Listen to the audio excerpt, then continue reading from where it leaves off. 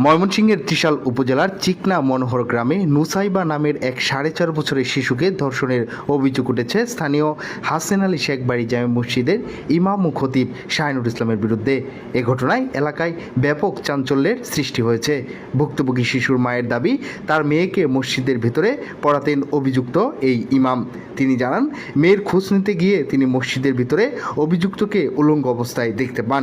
একই সঙ্গে তার মেয়েকেও উলঙ্গ অবস্থায় দেখতে পান বলে অভিযোগ করেন তিনি। শিশুটির মা বলেন, আমি এই ঘটনার সুষ্ঠু বিচার চাই, অপরাধীর সর্বোচ্চ শাস্তি চাই, যেন ভবিষ্যতে আর কোনো শিশুর সঙ্গে এমন ঘটনা না ঘটে। জানা গেছে, ভুক্তভোগী শিশুর বাবা একজন অসহায় দিনমজুর। পরিবারের সদস্যরা ঘটনার নিরপেক্ষ তদন্ত ও দোষীর দৃষ্টান্তমূলক শাস্তির দাবি জানিয়েছেন। এদিকে ঘটনার খবর ছড়িয়ে পড়লে এলাকায় ক্ষোভের সৃষ্টি হয়।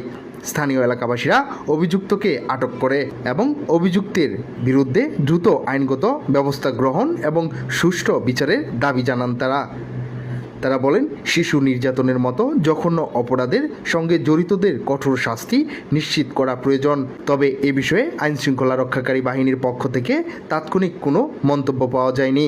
ঘটনার সত্যতা যাচাই এবং প্রয়োজনীয় আইনগত ব্যবস্থা গ্রহণে সংশ্লিষ্ট কর্তৃপক্ষের হস্তক্ষেপ কামনা করছেন স্থানীয়রা।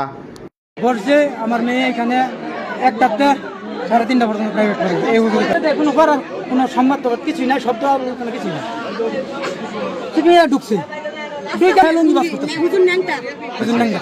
আইসা হাইরা, তারপরে সাংবাদিক আসবো, সারা বাংলাদেশ প্রচার করবো, প্রচার করার পরে বিচার করে মেয়েরা এসে দেখি পড়ার কোনো শব্দ নাই, ভিতরে ঢুকছি দেখি কি দুজন লোক।